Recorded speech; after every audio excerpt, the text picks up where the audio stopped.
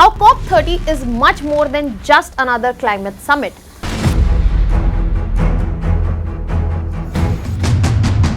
How it is going to be a game changer for global climate governance and actions involved. What exactly is COP, how it works, and why it matters. Every one of us talks about climate change, but very few of us understand the politics that goes behind it. COP30 is not just a conference that is happening. It is going to be a battleground where countries are going to fight for survival, fight for development, and fight against climate change together. Hello everyone, welcome to Vajiram and Ravi's Flash News. My name is Shubhangi Singh, and today we are going to understand the significance of COP30, why this is being called a planetary summit that is most important at this given point of time, and what changes are expected out of it. So let us begin with understanding COP30. So COP30 as a conference of parties, the 30th meet is being conducted in Belém, Brazil, that is present in Amazon basin. It is almost a 11-day conference that is being conducted from 10th of November to 21st of November, and it is being organized by United Nations Framework Convention for Climate Change, that is UNFCCC. Now the most important thing about this conference is the fact that the deadline year for the countries so that they submit their nationally determined contributions for 2035 as per the Paris Agreement. So this is the last year, that's why it becomes important. It becomes important for a different venue that is chosen, that is Amazon forest based venue, which focuses on ecosystem, forest diplomacy and indigenous rights, and most importantly to understand, estimate, monitor and work on the rising climate impacts. That means the pressure that needs to be managed for the ambitious global agreements that are already in place, but when we talk about implementation, we all pretty much know the scenario. Now before we get into more details about COP30, let us begin with understanding what exactly is COP. How did it come into existence? What role does it play? So when I talk about COP, it basically means Conference of Parties, COP, Conference of Parties, and Conference of Parties is nothing but an annual meeting. Now annual meeting of what? Of all the countries that have signed the UNFCCC of 1992. So United Nations Framework Convention for Climate Change, which is signed by 198 countries. That means almost universal participation is present. All these countries meet up annually, right? Now why do they meet up? They meet up so as to assess the implementation of the framework of the climate change, of the Kyoto Protocol, of the Paris Agreement. These are the global agreements to address the situation of climate change. Furthermore, to negotiate the emission reduction targets that will be taking place. They also meet up to understand how the climate finances can be managed and mobilized, and what mechanisms can be set up, what mechanisms can be changed, and how they can be updated and made better. Furthermore, another important part that they perform as function is basically to review the adaptation as well as loss damage frameworks that have been set in place, and most importantly for which they come together is to build a global consensus so as to ensure that there is proper climate governance at the global level. Now, when we are talking about all these functions, these are not just implemented through COP, that is Conference of Parties. There is rather a proper structure institution wise that exists. So there is COP, then we have subsidiary bodies. In subsidiary bodies we have two. First we have SBSTA, which is subsidiary body for scientific and technological advice. So all the scientific and technological advice comes from here, and then we have a subsidiary body for implementation. Apart from that, we have CMP and CMA. Now CMP is the meeting of parties which is related to Kyoto Protocol, and CMA we have meeting of parties related to Paris Agreement as well.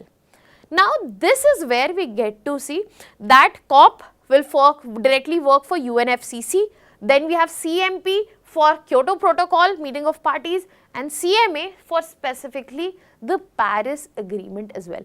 Can you tell me in the comments section that how many signatories do we have for the Paris Agreement, and which is one of the renowned countries which have pulled out of Paris Agreement recently. Now when we have understood the institutional structure, let us move ahead and understand that how did COP came into existence, what is exactly the timeline of it. So when I talk about COP, we have to understand that it was 1992, the Rio summit which happened for UNCED, that's where adoption of UNFCCC took place.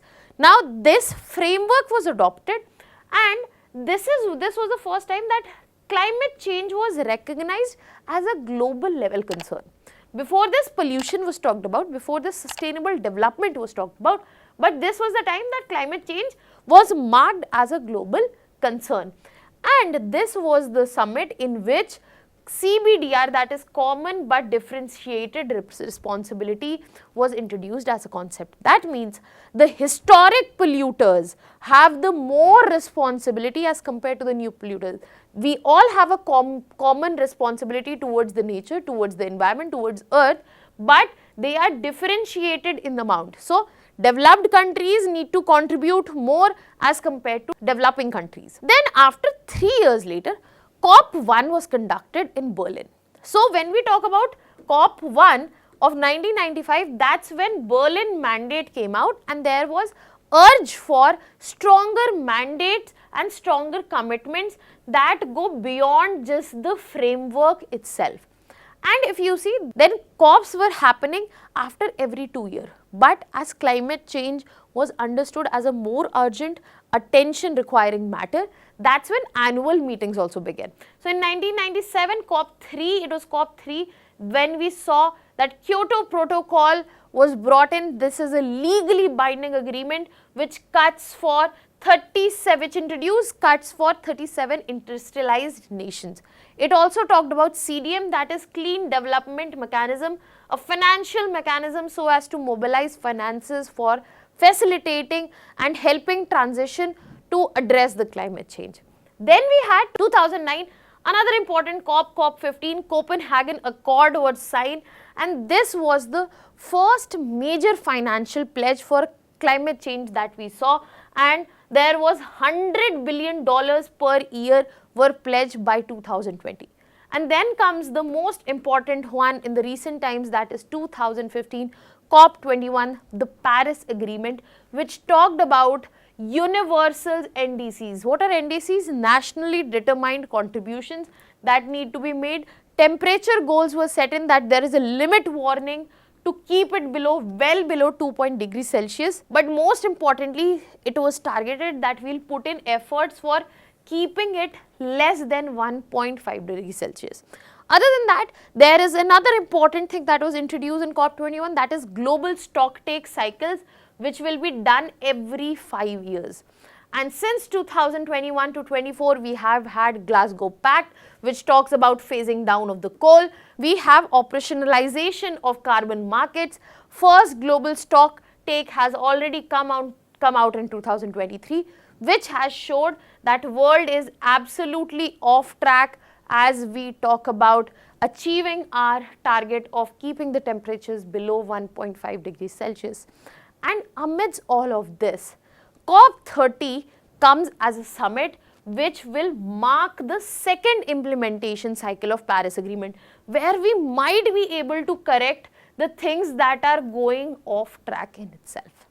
So this is why you have to understand the historic depth where it is coming from to understand the significance of the present event itself. So moving ahead, now that we have understood the history, let us also talk about present. COP30 is not important just because of the meetings that have been conducted over years. It is also important of the present. It is also important because of the present status that we get to see. What is the present status that I am talking about? So let us look into the first state of global emissions. Global emissions as of now, they have increased 58 gigaton CO2 in 2024 itself. If we want to keep the temperatures below 1.5 degrees Celsius alive, this thought alive, then there should be drop of 33 gigaton by 2030. That means in next 5 years. So current trajectory, based on current trajectory, you have to understand that as per the given efforts and the given emissions, we are not looking to cross 1.5, we are looking to cross 2 degree also, and that will be by 2100 itself. Furthermore, the climate impacts, they are intensifying by day and night. If you look at 2023 and 24, we have seen hottest years ever. If you talk about India specifically, heat waves have increased by almost 300%. We have seen Himalayan glaciers losing ice rapidly at 1.2 to 1.6 feet every year. There has been floods, there have been storms, there have been droughts, there have been fires, bleaching, and this is not happening in just one country, it is happening all across the globe. Other than that, if we need more data to understand in what context and what present time we are living in, you see geopolitical tensions which are diverting resources in a different direction, be it war, be it other scenarios. For example, if you talk about US, as I just asked the question, they have pulled out of the Paris Agreement. President Donald Trump does not believe in climate change. He believes in solving wars. He believes in Nobel Prize. But this is where we get to see that countries fighting each other is basically taking away resources, taking away attention from climate change. Energy security, which is an important factor for any country to live in this geopolitically dynamic and chaotic world. This issue of energy security has pushed very nations to go back to fossil fuels, and this will never help us to achieve the climate goals that we are talking about. Now, in the situation where multiple results depend on COP30, in the situation where there is a lot of indecisiveness and lot of impact coming from climate change, this is what makes COP30 important. This is what makes COP30 matter as of now. And this is where we get to see that COP30 will be a corrective summit, correcting the course that the COP and this whole framework has taken, correcting the course of the globe in terms of climate change governance, and that's why we can easily label it not just as a conference but as a corrective planetary summit.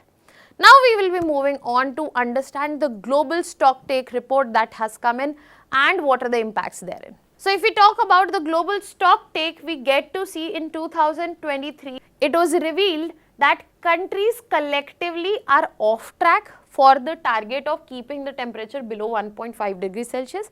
Second important thing, fossil fuel remains the main barrier in transition and also in the climate change governance, climate change facilitation that is required. And third most important, that there is a huge gap when we are talking about climate finance. We need more than 2 trillion per year as of now. So that gap also needs to be addressed so as to address climate change. And in this scenario, when COP30 is going to focus on how fossil fuel is going to be phased out versus how it is going to be phased out, there will be a discussion on new climate finance target, loss and damage operationalization, nature-based solution, and also 2035 NDC submissions. That is when, with the 2023 Global Stocktake Report, this is what marks this COP very important, because it will raise the ambitions for the NDC cycle, it will put in a strong language of change for fossil fuels, and it will help in transparency as well as accountability mechanisms so that we are actually able to fulfill our commitments towards keeping the temperature less than 1.5 degrees Celsius. Otherwise, we will be seeing irreversible damage that would be done to our very own planet. Now, on this note, I will be leaving you with a practice question here.